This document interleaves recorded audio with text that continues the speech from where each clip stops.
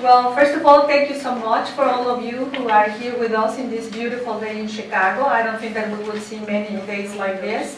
But believe me, what you are going to hear now, it's going to be very rewarding of the time that you are here with us at DePaul. My name is Hélder Câmara. I work at DePaul University in Global Initiatives, and for me it is a big pleasure to introduce a colleague of DePaul for many years, and I would like to say a good friend as well, Dr. Paulo Fernando Carneiro de Andrade. I will read a little bit of his bio. Paulo Fernando Carneiro de Andrade is Dean of the Center of Theology and Human Science at the Pontifical Catholic University of Rio de Janeiro, PUC-Rio, where he has also been a member of the Theology faculty since 1989. He has received his doctorate in theology from the Pontifical Gregorian University of Rome, and he was also president of the SOTER, Brazilian Society of Theology and Religious Studies. Paulo Fernando is also one of the founders of the World Forum of Theology and Liberation and former vice president of INSECT, International Network of Societies for Catholic Theology. He also has authored more than 70 academic publications, including Popular Leadership in a Context of Oppression, a Latin American Liberation Perspective, and Responsible Leadership, Global and Contextual Ethical Perspective in 2007. I want to give the microphone to Paulo Fernando, and I will ask you that at the end of his presentation, if you want to ask any question, if you can go directly to the microphone so we can hear and record your questions, because we need them for the camera. Thank you so much.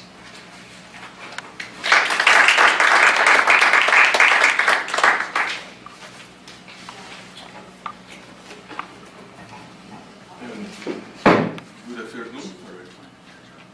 Thanks to you for the translation, for the correct translation. And I apologize for my English that's not so good, but let's try. The Church of the Poor and the Delegates of Don Hélder Câmara. First point, the historical radical message of John 23 and the global context of the 60s. On September 11, 1962, 1 month before the beginning of the Second Vatican Council, John 23 gave a historical radical message that surprised the world, in which he declared, "With regard to developing countries, the Church is present as it is and wants to be, the Church of all, and particularly the Church of the poor." In this way, the theme of the Church of the poor emerged in the Council. Today, we know that this radical message reflects the overall plan for the Council conceived by Cardinal Genius, the Primate of Belgium, as an alternative to the schemes prepared by the Curia. Genius, as wished for by the Pope, gave focus to the pastoral dimension and split the scheme of the Church in two parts. One, regarding the Church ad intra, which will result in the dogmatic constitutions Lumen Gentium, and the other, the Church ad destra, resulting in the pastoral constitution Gaudium Spes.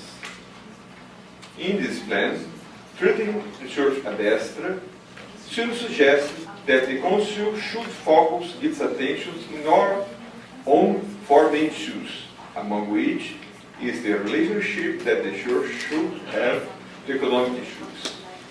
Here, Genius affirmed that, his words, in the face of the underdevelopment countries, it's necessary that the Church presents itself as a Church of all, and especially of the poor. Practically the same word that John 23 used in his talk. The issues of poverty and hunger had emerged in a new form in the post-war years. 1945, falling under the scope of the United Nations, DePaul, aimed to support food security and nutrition, especially in poor countries. If poverty and hunger had been a pervasive problem before, all over the world, They now appeared as a serious problems with regard to some parts of the world, in contrast which reach other parts. These regions came to be considered the third world, and the developed countries, in contrast to the so-called first world, the capitalist developed West, as well as to the second world, the communist East countries. This concept was created by French geographer Alfred Sauvy in 1952. If on one hand the third world was considered a problem, on the other, it arose as a new subject and an international protagonist. The accelerated decolonization process, which Asia, the Maghreb, and the Sub-Saharan Africa were going through now, create new countries that, even if mostly marked by underdevelopment, would also become native place to new autonomous projects. The Bandung Conference in April 1955 brought together 29 countries in Asia, the Middle East, and Africa, marking the beginning of a coalition of third world countries and the global assertions of new third world leaders like Nasser from Egypt, Sukarno from Indonesia, Xuan Lai from China, Nkrumah from Ghana, Sequoia from Guinea, Patrice Lumumba, the former Belgian Congo, and Ali Salazar from Ethiopia.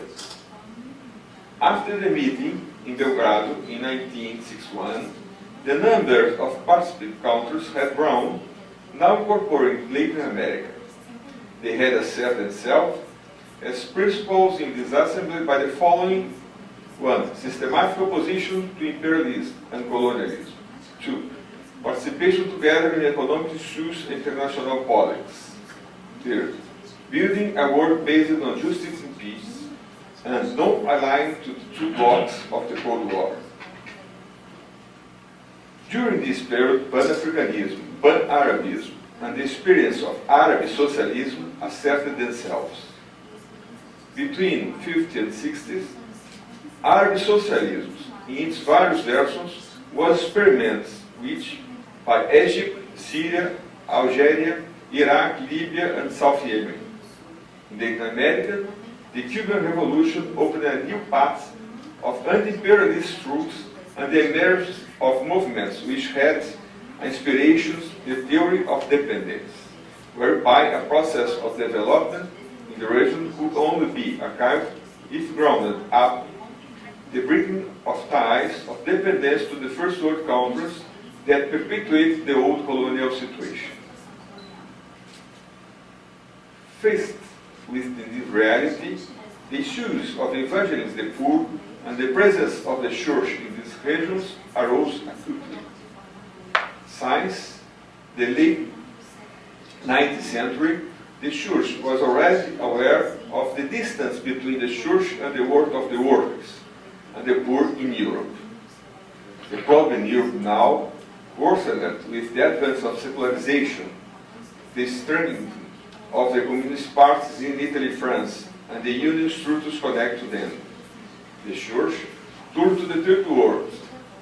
Would it also lose the poor people who were emerging as a new subject in a rapidly transforming world?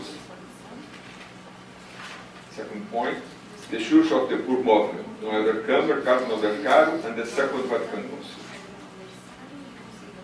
At the Belgian College, an informal group that would later be called the Church of the Poor was constituted in October of 1962. The Melchite Archbishop George Hakim from Galilee asked Paul Gaultier, a French priest who had been a professor and director of the Dijon Seminary and who since the second half of the 50s lived in Nazareth, where he worked as a Labor priest and founded the religious family Fellows of Jesus.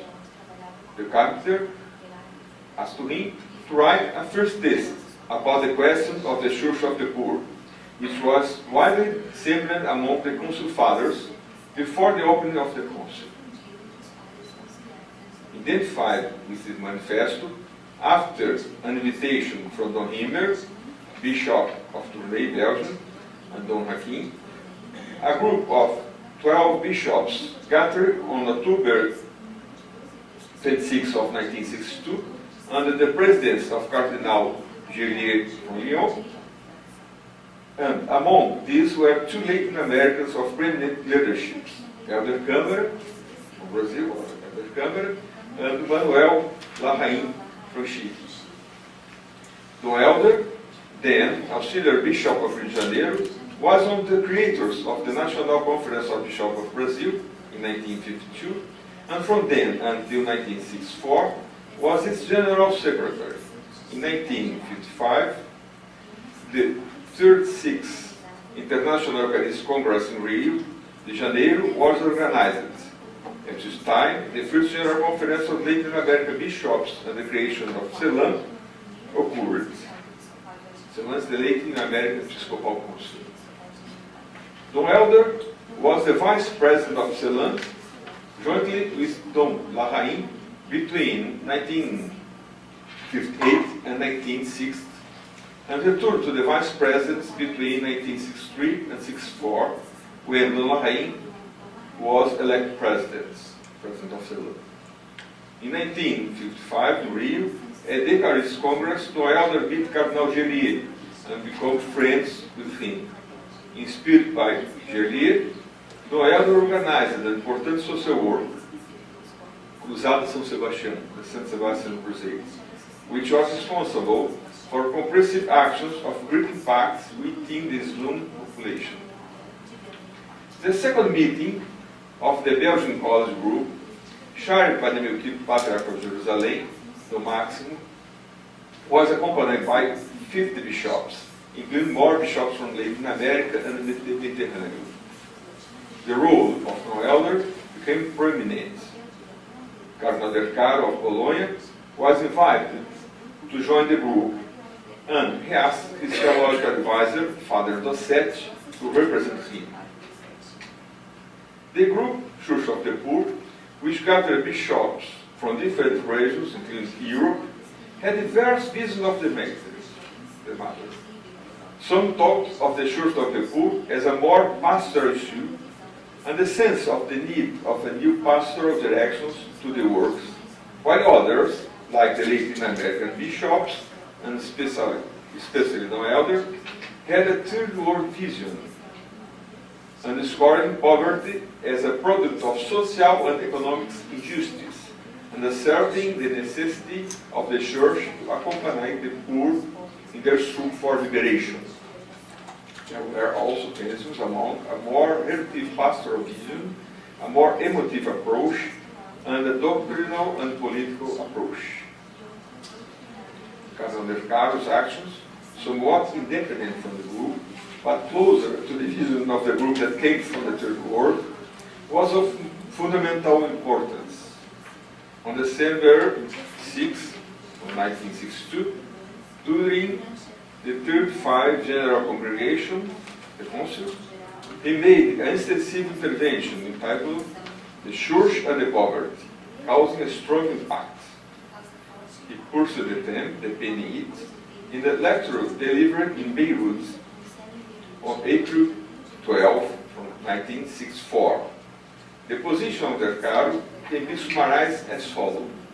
First point, the issue of the poor is a mystery based on the mystery of the incarnation. The canonic process includes the fact that the Word did not assume a specific human flesh, but the flesh of the poor, and this is not a matter of indifference. Second, the poor have a special place in the economy of salvation. Bear in mind messianic prophecies of Isaiah. It's clear in the Beatitudes, Matthew 5, and the sermon in the synagogue of Nazareth. Definitely, it's always conforming to the poor Christ crucified and persecuted that saves. That's exactly the word of him. Definitely, it is always conforming to the poor Christ crucified and persecuted that saves. 4. About, and also here, the word him, about the ecclesiological stations of the two characters of Jesus, Messiah for the poor and the poor Messiah, the church as custodian of the messianic mission of Jesus, and the church that is the prolongation of the mystery of the kenosis of the poor, cannot be other than the church of the poor in two ways. First of all, as a church of the poor for the poor, sent for the salvation of the poor, and as well as a poor church. 5. For this reason, the question of the church of the poor cannot just be attainment for the council, but should be the general and synthetic subject of the whole council. This is Hélder Câmara. Despite the interest action of the group Church of the Poor and their Caro, the council, while referring to the poor and poverty at least 63 times, took the perspective of poverty in the church explicit in only one significant paragraph of Lumen Gentium, Gentium 8. There is a feel of the intrinsic relationship between poverty and the church, and this is rooted in Christology itself. Word of the council, but just as Christ accomplished the work of redemption in poverty and persecution, so the church is called to follow the same path, to communicate to men the fruits of salvation. Christ Jesus, who was of hidden status, emptied himself by taking the form of a servant, and for us, being rich, became poor. So, also the church, out with its human resource for the pursuit of its missions, was not set up to archive earthly glory, but to spread humility and selflessness also by his example. Christ was sent by the Father to preach to the poor, to help the broken heart, to seek and to save that which has perished. A similarity is the word of the council now. A similarity to the perspective of the Church of the Poor can also be found in the chapter on social and economic life in Calvin's Best. The council was, however, a European council. It should be noted the impact of this position of Paul VI, who, in a speech for the conference of CWCIT DePaul of November 9, 1964, stated, "You know that nowadays there is a constant concern about the church of the poor, well understood. This brings us back to the origin of the same evangelical church, with the same purpose of God in regards to the salvation of the world, the unforgettable and undeniable example of Christ, he himself poor, and the poor announcer of his good news." During the third section of the Council, 1964, two motions were made by the group Church of the Poor to the Council Fathers. One was about evangelical simplicity, and the other was about the evangelization of the poor and working world. In response to the first motion, a strong and significant gesture was made by Paul VI. The Secretary of the Pontiff, Dom Perici, announced that the Pope would donate his tiara to the poor. In the Eucharistic celebrations of November 15 of 1964, the Pope placed his tiara on the altar of St. Peter during the offertory. North American Catholics, through Cardinal Spellman of New York, purchased the tiara, and the amount they collect was then donated to the poor in Africa. At the end of the council, another gesture was made. The Pope donated an ordinary ring to the conciliar bishop. As a final action, almost at the end of the council, on November 16, 1965, about 40 bishops of the Church of the Poor movement celebrated the Eucharisty at the catacombs of Santa Domitila and signed a document that become known as the Pact of the Catacombs, subsequently signed by about 500 other bishops. Don Hélder presented the documents to the press at a news conference. The document had 30 points outlining the content from the signatures for a poor church for the poor, which includes the renunciation of titles that express greatness of power. It proposed that bishops are called fathers, like the Pope. The Pope, as Bishop of Buenos Aires, Scotland, called for other title than Father Bergoglio. The renunciation of sumptuous vestments and the use of cars and buildings that are not like those of the common people. And the dedication of privileged time to the apostolic and pastoral service of the people and laborers and economically weak and undeveloped groups. That's that document, the Pact of Catacombas.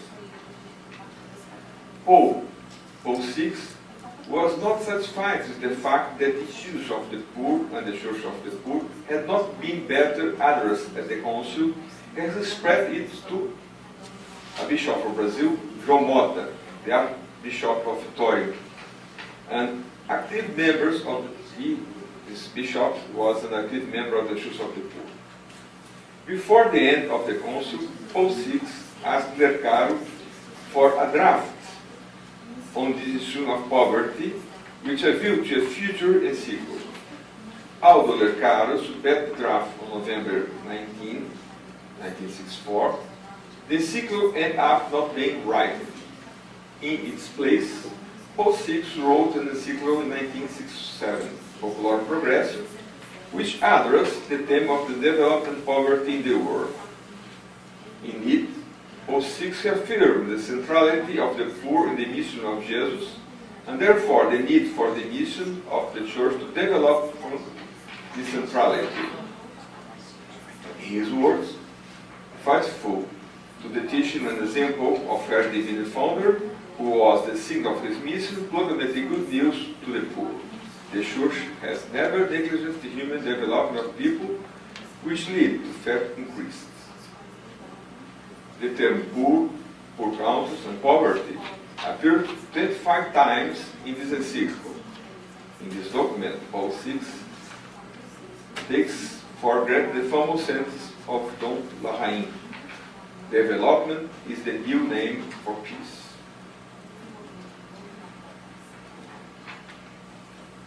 Third point, the Church of the Poor in Latin America.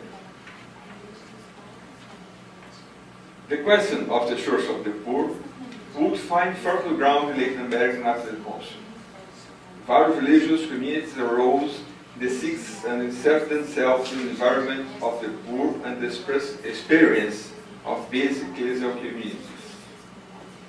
These were small communities in poor environments where people were organized ecclesiastically with the priests and bishops to read the Bible in community, pray, build links, and give themselves in the structure for social transformation together.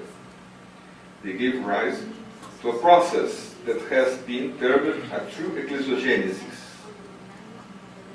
The birth of a church of the poor is deeply aimed in Catholicism.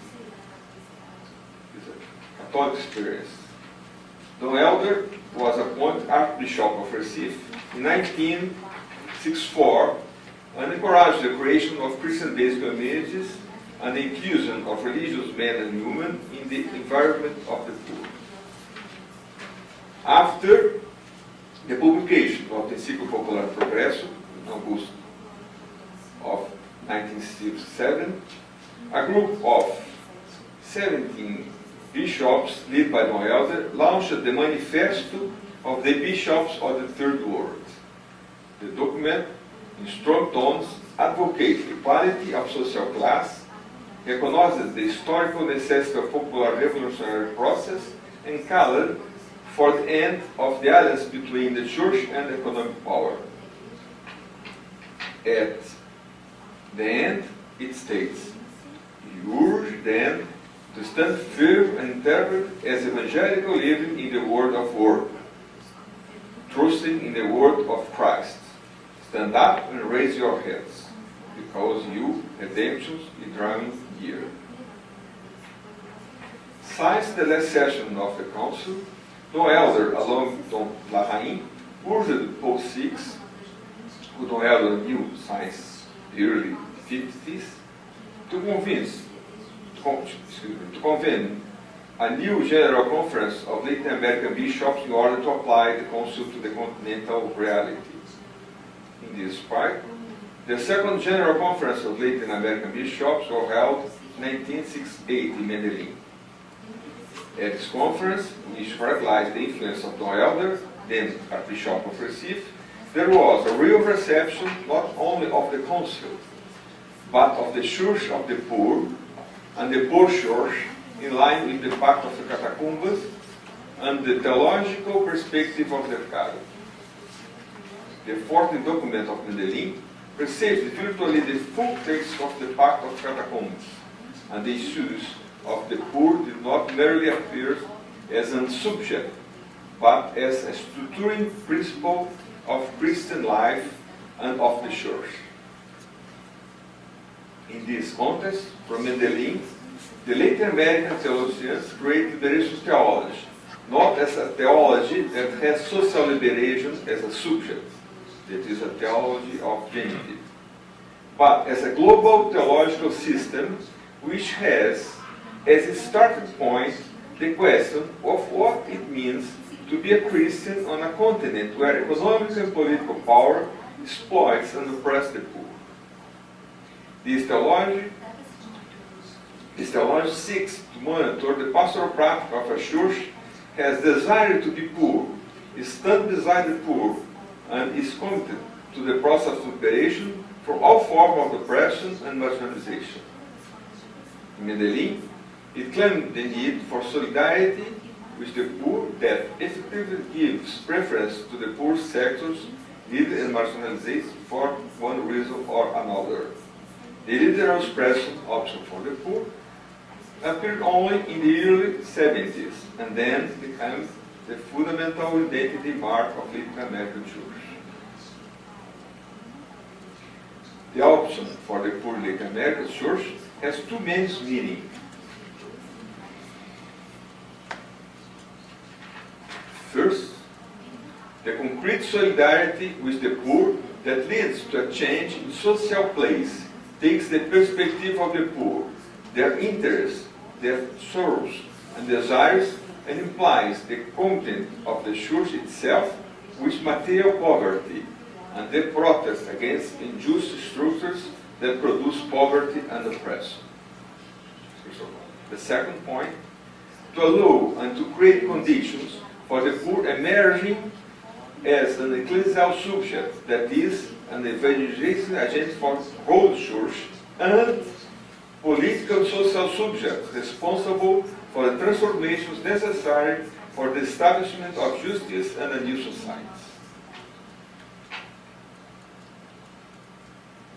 Then the first point is that social is a change in social place, and the second point, create the conditions to the poor be subject of association and subject of social transformation.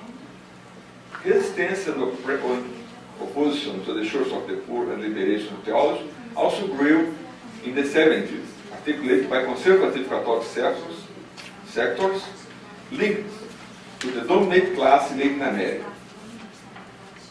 In the case of Brazil, they were a minority, but a noisy sector of the episcopate, and had the support of Rome and the desired support of the media and the context of in the context of the military dictatorship that ruled the country. Amid rising tensions, the hegemonic line of the Brazilian episcopate stood firm in supporting the basic communities, the social pastorate, and the theology of liberation in the years. Dom Hélder never faltered and won increasingly international fame. In 1968, he created in his diocese the important Theological Institute of Recife, there. Father Fernando was teacher there, was director there, which had great influence through the Brazilian Northeast forming seminaries and laymen, women, and laywomen, in the perspective of the Jesus theology and the Church of the Poor. He adopted a simple lifestyle through the Pact of the Catacombs. In 1968, he left the Episcopal Palace and went to live in a simple house in the back of Our Lady of the Frontier Church. His resistance to the Brazilian dictatorship and his allegations of torture inflicted by the military provoked persecution and led to the execution of his direct collaborator, Father Henrique Pereira Neto, 1969, by paramilitary coup. They would murder Hélder Câmara. It was possible, then they assassinated Father Henrique Pereira Neto. That was also a companion of Father Henrique. In 1979, the Third General Conference of Latin American Bishops occurred in Puebla under Pope John Paul II. The preparation for Puebla was marked by intense debate, and the inaugural address of the new Pope had some reticence related to the Church of the Poor. Nevertheless, Puebla reaffirmed the option for the poor, adding the words preferential and affirming that such option for the poor was neither exclusive nor exclusionary. Such a claim can reduce these options to a mere special attention for the poor, turning them into object again and removing the option as a structuring character of the whole church. Following the Puebla Conference, occurred the first visit of John Paul II to Brazil in 1908, where conservative sectors of Brazilian church and the military hoped that the Pope would would approve some kind of censorship of Don Hélder. Instead, at the beginning of the homily of the Mass, celebrated receive on July 7, John Paul II said, "My dear brother Don Hélder Câmara, the brother of the poor and my brother," in a clear demonstration of affection and support. Having been born in 1909, in 1985, at the age of 76, Don Hélder became the Emeritus Archbishop of Recife. 4 point. The legacy of Don Hélder, the option for the poor from John Paul II to Aparecida. It fell to John Paul II to take on the concept of the option for the poor in the social doctrine of the Church, both in 1988 in the Encíclica sobre Estudos Reis Sociais and in 1991 in the Encíclica Centésimos Anos. Number 42 for Reis Sociais and number 57 on Centésimos Anos. The option for the poor, albeit in a mitigated sense, gained citizenships in the Papal Magisterium.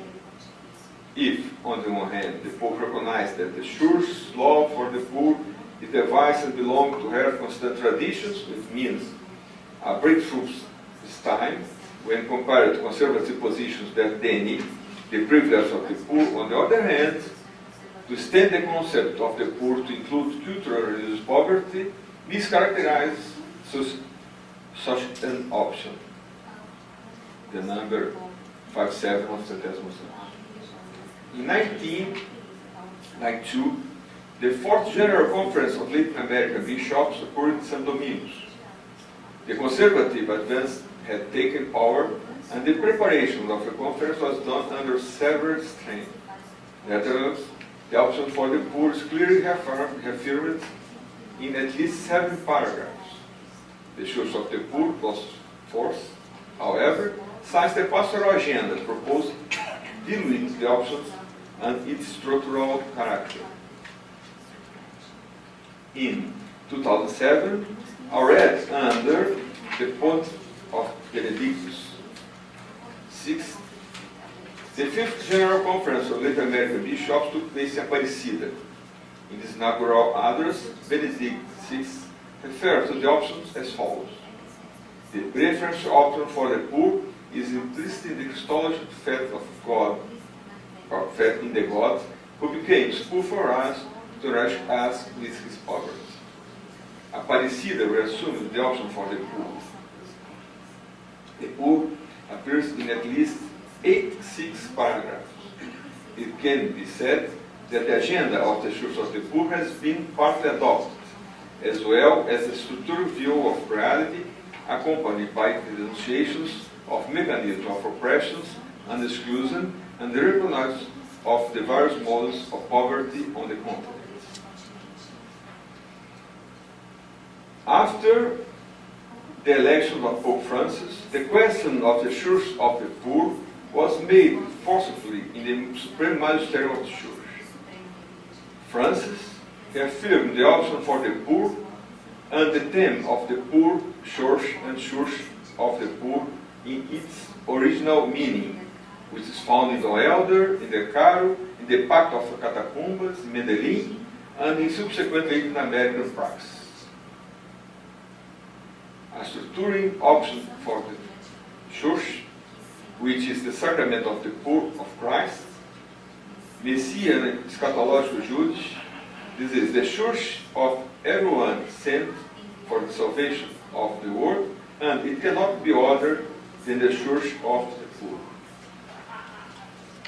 Today, the church in Brazil rejoices that on May 29 of this year, the request for the opening of the beatification process of Dom Hélder, who died in 1999, was sent to Rome by the current Archbishop of Olinda Recife, Dom Fernando.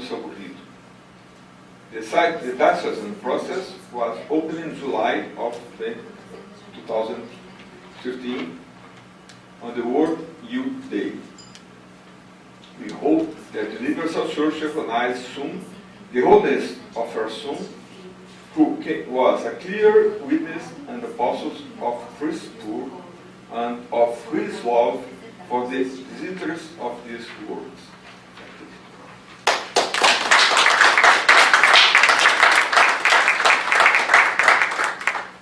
We have 15 minutes for question and answers. Anybody would like to ask something, so we can bring the microphone.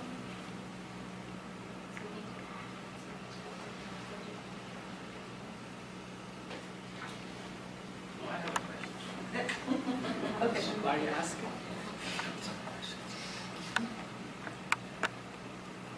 So, I have to learn how to drink.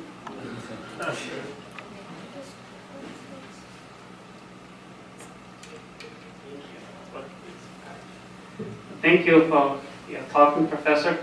My question is about the time we are living now, because in one hand I have a lot of hope what Pope Francis has doing and has talked about, but on another hand I don't have hope with the now current episcopate in the entire world, not only in Brazil or the United States. So my question is, do you see some elder influence in Pope Francis' thought, like nowadays, and that can give us more hope in his pontificate? Oh yes, we see it from the beginning, when he refused to be in the palace and moves to the house of Maria. It is very secret. And also, it looks that he reaffirmed the Pact of Catacumba and the 14th of Medellin. That's very, very important. It's not theatre, but looks that is the real meaning of his pontificate. And also, the theme of the Church of the Poor is clear. His first movement out of Rome was for Lampedusa, Island of Lampedusa. find there in Greece and said some word that's very profound in the sense of the source of the poor. And I have to work. I think that we are going in another way, very different the last years, the last decades.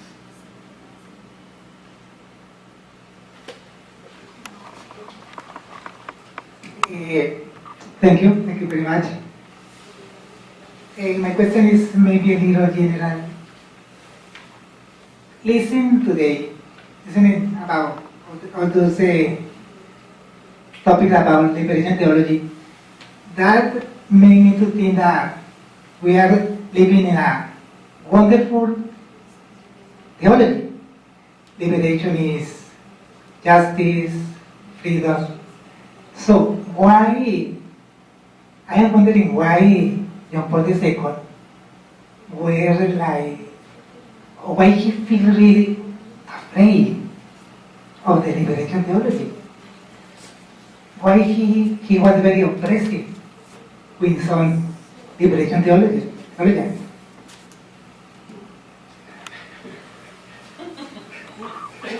Who was Jean Paul II. Jean Paul II. yes. No, that's a very difficult question to understand why. This theme on the council, as we see, that was, like I said it in English, not all people agree with this. It's not unanimous. Yes. What's not unanimous? And after the council, the conservative force, not only in the ecclesial sense, but in social sense, combat the Church of the Poor strongly. We also have been present that in that moment in Latin America and Brazil has a strong two forces, the popular movement and the conservative movement that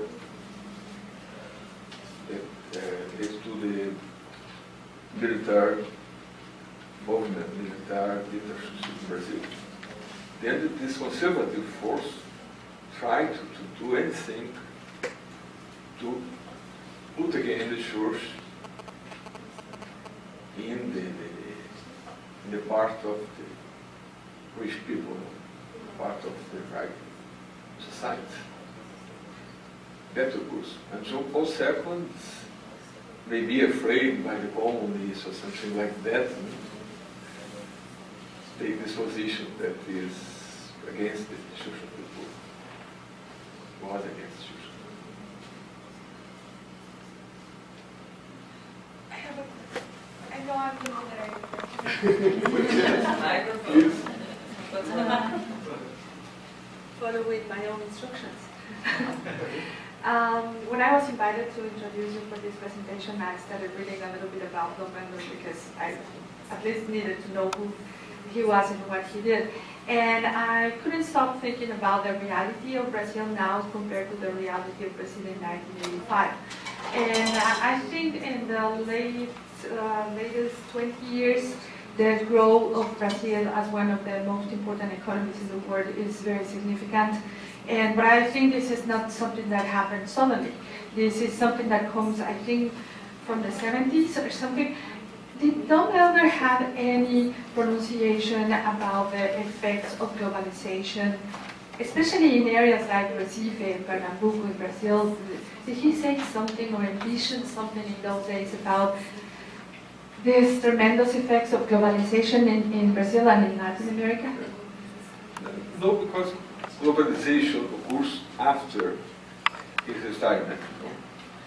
But it's good that you remember that change in Brazil, and without all this movement of basic communities and the popular pastoral of the church has a great responsibility for the change in Brazil.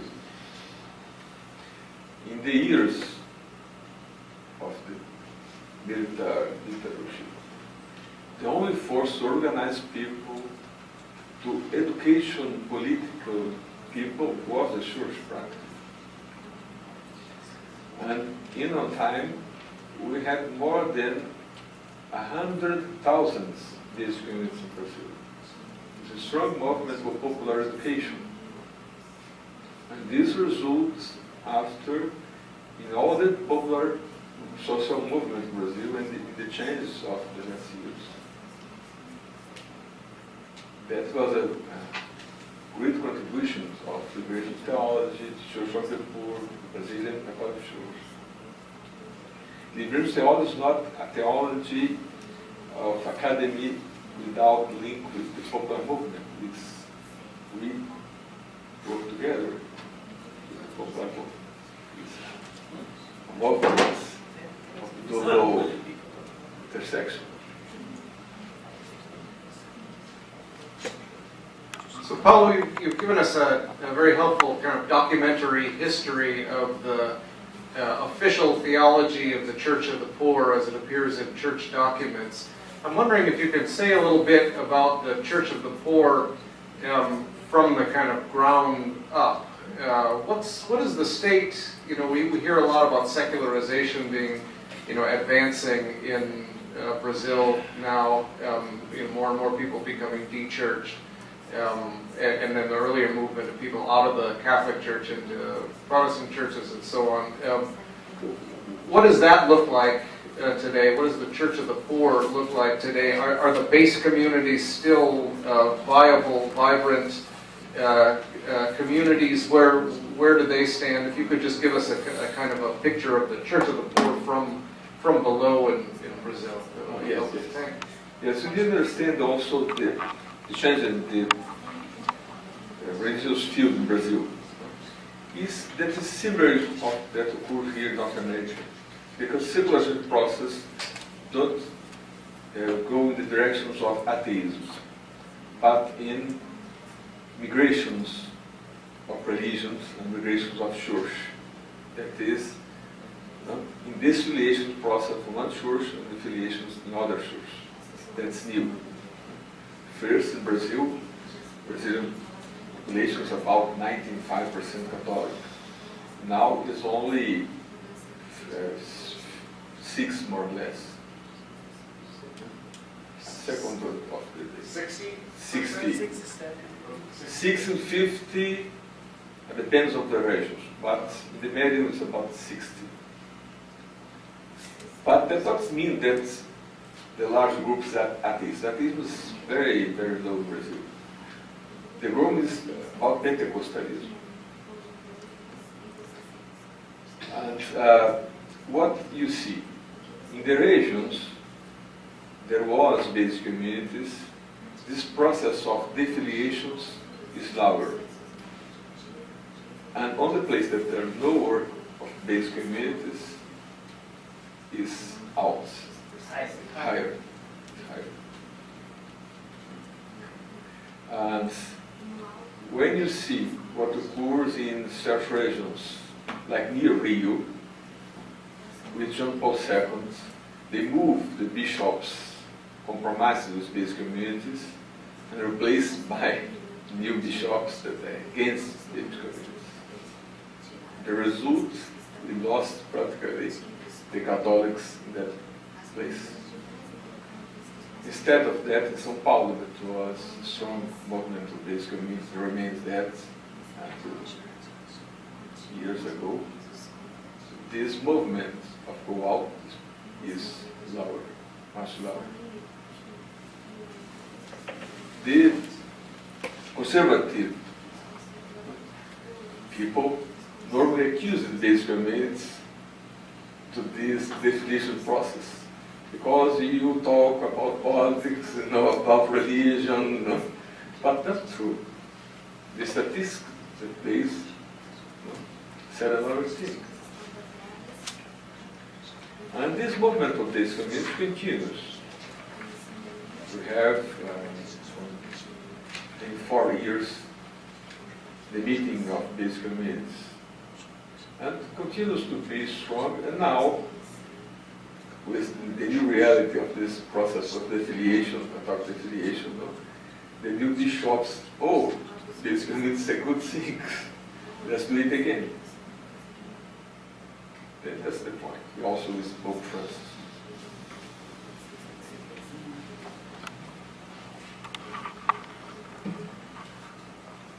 Yeah, first of all, my apology for not posing my question to the experts yesterday, the experts on nuclear weapons. So today, I'm posing the question to you. You'll have to deal with the question. Recently we learned that this young woman, Malala Yousafzai from Pakistan, was awarded a Nobel Prize. But a week ago, it was published that she issued an appeal to President Obama to stop arming the world. That was it, the call. Stop arming. I don't think that Obama is going to listen to her at all, but she did it. Nobel Prize. Yes, a Nobel Prize. And also, I am thinking that Brazil, that issue, we have not addressed that issue at all. Brazil is also a powerful country in producing and in selling arms. Brazil is one of the major contributors to the weapons industry today. Would you think that just as Malala Yousafzai issued a call to President Obama to stop arming the world, do you think that the Church of the Poor or the Conference of Catholic Bishops in Brazil will have the strength, will have the force to also call the President of Brazil to stop arming Brazilian society and arming the world? Yes, here we have 2 points, 2 different points. The production of arms in Brazil regards to the private sector, and this is something that is, I read from the military period. And normally, we don't talk about that in Brazil, because there remains something of the private sector, do setor privado. The private sector. No one knows so much about that. That's not strong in Brazil. But there are a second point that's very important. We have a right degree of internal violence in Brazil. That's so poor because we are a very society, very poor and rich, equal society. And we have the problem of the arms, and we have the problem of the traffic of the arms that arrive in Brazil, that are not produced in Brazil. Years ago, we had a plebiscite about the prohibitions to have arms, particular arms. The church was very involved in that. But we lost. Then we need, again, a new plebiscite and do education and social education of that. That's very important. But the Brazilian church is engaged against violence, against domestic violence, against the violence in Brazil. There are some NGOs who are very committed with that too. Viva Rio, for instance. Viva Rio, yes. And, but the plebiscite was, we lost completely. What was the In Brazil, like a few years ago, you have like the same debate you have in the United States to forbid like civils buy guns. Oh, okay. Individual ownership. Yeah, then the government called a plebiscite to decide if you can commercialize guns or not, like free market for guns like it is here in the United States. However, the gun industry is much of influenced by the United States. They play a strong role in Brazilian campaign and publicity. And then in the plebiscite, the people choose to keep the free market for guns in Brazil. However, we changed the laws. Who can have a gun? even you can commercialize guns in Brazil, but for like me, for example, to have a gun, have a huge training to get a license. It's not easy. It's so So hard. it's not like here. Yeah. It's different from here, but